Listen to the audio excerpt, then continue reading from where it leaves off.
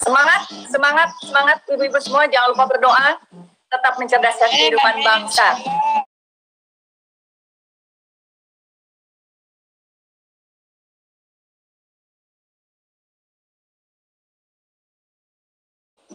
Dari PKS sudah cukup? Kalau sudah cukup, selanjutnya dari Partai Amanat Nasional. Nah, ini tadi yang ditunggu-tunggu, Teh Desi, silahkan muncul. Ya. Ibu Dewi. Ibu Dewi. Bismillahirrahmanirrahim. Ibu Dewi izin ya. Saya duluan. Itu. Terima kasih. Bismillahirrahmanirrahim. Assalamualaikum warahmatullahi wabarakatuh. Waalaikumsalam warahmatullahi wabarakatuh. Salam sejahtera bagi kita semua, Bapak Ibu guru, pendidik dan tenaga pendidikan. Saya ucapkan terima kasih. Perjuangan tiada henti, tetap semangat untuk memberikan pelayanan dan juga mendidik dan mencerdaskan anak-anak bangsa tanpa melihat bagaimana status, tanpa melihat bagaimana kesejahteraan yang Bapak Ibu alami setiap hari.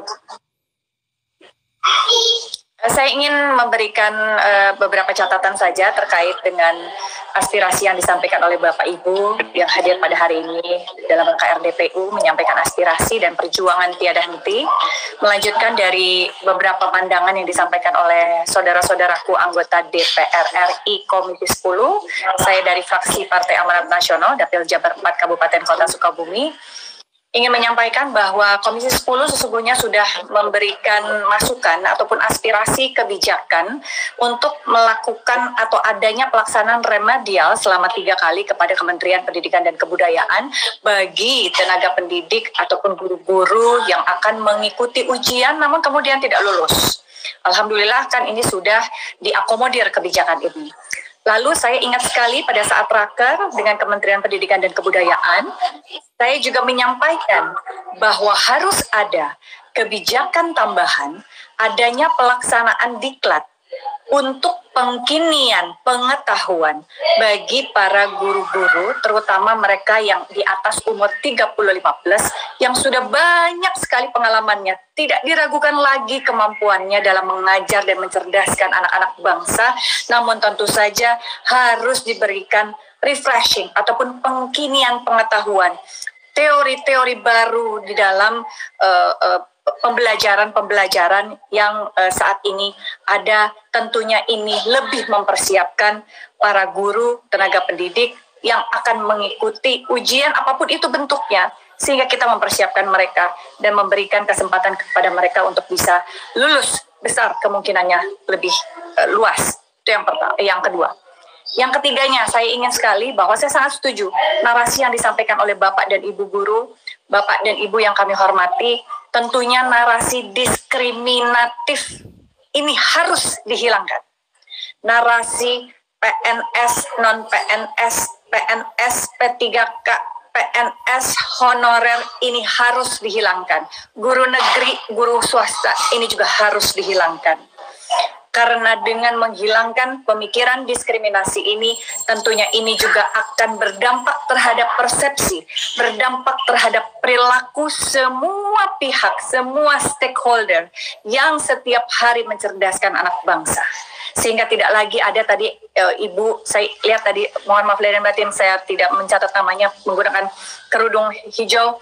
Ada juga Ibu tadi yang menyampaikan dengan emosi sampai mengurai air mata. Tentunya ini juga mereka yang setiap hari merasakan diskriminasi dalam konteks perilaku dan juga persepsi setiap hari dalam lingkungan sosial kemasyarakatan, ini harus dihilangkan. Narasi ini yang bisa menghilangkan semuanya. Narasi yang konsisten disampaikan tidak hanya oleh Bapak dan Ibu guru semua yang hadir hari ini, tenaga pendidik maupun tenaga kependidikan, tapi oleh semua stakeholder dalam hari kita, Komisi 10, Komisi 2, pemerintah, memunculkan narasi-narasi yang tidak diskriminatif ini terhadap masyarakat, sehingga sampai keluarga saja sudah tidak ada lagi orang tua yang berpikir, nak kalau kamu nanti sudah besar, kamu harus jadi PNS ya nak. Udah tidak ada lagi pemikiran-pemikiran seperti itu. Sehingga narasi diskriminatif ini juga disosialisasikan dan membumi sehingga terinternalisasi hingga unit terkecil dalam hal ini adalah keluarga. Lalu kemudian narasi yang lain yang ingin disampaikan adalah tentu narasi yang kita miliki saat ini, kita rangkum hari ini di dalam rapat RDPU ini, tentunya ini juga harus kita lanjutkan dengan advokasi yang konsisten baik dalam tataran kebijakan maupun dalam tataran implementasi. Yang tadi disampaikan oleh saudaraku dari Sumatera Utara kalau tidak salah. Udah jangan kebanyakan bicara, yang penting saya maunya action aja, cepat dikerjain. Nah tentunya advokasi dalam tataran kebijakan dan juga implementasi ini tentu harus juga dilakukan secara terus-menerus sehingga kebijakan maupun keputusan yang bersifat politis maupun strategis bisa langsung dirasakan manfaatnya oleh saudara-saudaraku para guru, tenaga kependidikan dan juga tenaga pendidik di seluruh Indonesia. Yang terakhir, saya sangat ingin sekali sama-sama kita memiliki cita-cita untuk meningkatkan kualitas pendidikan bagi anak bangsa sehingga generasi penerus kita bisa berkompetisi secara global. Tentunya kompetensi dan pengalaman menjadi suatu hal yang tidak terpisahkan. Para guru yang sudah memiliki puluhan tahun pengalaman yang tidak diragukan lagi, tentunya harus terus juga terpacu untuk meningkatkan kompetensi yang difasilitasi oleh Kementerian Pendidikan dan Kebudayaan, sehingga mereka terus meningkatkan kualitas kompetensinya. Dan tentu bagi mereka yang baru hadir, tidak memiliki pengalaman, namun memiliki mungkin pengetahuan yang lebih berbeda, sesungguhnya lebih berbeda karena perubahan teori, perubahan metode, perubahan pengetahuan, tentunya mereka juga harus mumpuni dan terus mengasah keterampilan mereka yang hanya bisa diperoleh melalui pengalaman dalam jangka waktu yang tidak sedikit. Itu saja dari saya, semoga kita semua bisa dimudahkan oleh Allah untuk bisa menggolkan dan mencapai apapun yang diinginkan oleh saudara-saudaraku semua hari ini yang tetap bersemangat, berurai air mata. Semoga Allah kabulkan, Allah mudahkan perjuangan bersama ini, Allah buktikan tentunya dengan suatu kejadian yang nyata yang bisa dirasakan manfaatnya secara langsung. Demikian, mohon maaf dan batin jika ada kata-kata yang kurang. Semangat, semangat, semangat ibu-ibu semua, jangan lupa berdoa, tetap mencerdaskan kehidupan bangsa. YPKHNK 315, yes. Assalamualaikum warahmatullahi wabarakatuh.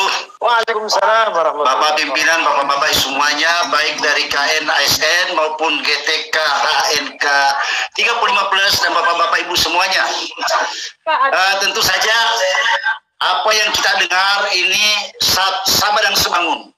Karenanya saya ingatkan kepada kita semuanya, sejak pertama kita dilantik di 10 ini, saya waktu itu belum mengusulkan adanya pansus tentang guru ini. Tapi meskipun pansus tidak berbentuk, tapi ditindaklanjuti dengan namanya rapat gabungan antar kementerian. Oleh karenanya, Bapak Ibu semuanya, aspirasi yang kita dengar tentu saja berangkat dari ada guru. Saya dengar, saya lupa, saya ingat, saya lihat, saya ingat, saya kerjakan, maka tentu saya tahu. Oleh karenanya, apa yang disampaikan oleh perwakilan tadi guru honorer maupun ASN yang kita bicarakan, tentu saja ini bagian dari tugas kita semuanya. Kita tentu saja tidak akan memberikan angin sorga kepada bapak-bapak ibu semuanya ini. Karena berangkat dari 3 hal yang ingin saya sampaikan. Bahwa satu, kita berbicara tentang guru, khususnya honorer ini, harus berangkat dari 3 hal. Pertama, adanya kejelasan status. 1. 2, adanya kejelasan kesejahteraan. 3, adanya kesejahteraan jaminan sosial. Ini saya sampaikan di Dapil Sulawesi Selatan, tadi ada dari Bulukumba, dari Wajo, dari tempat semuanya. Karena semuanya penuh menyampaikan, bahkan dengan air mata. Bagaimana nasib kita ini?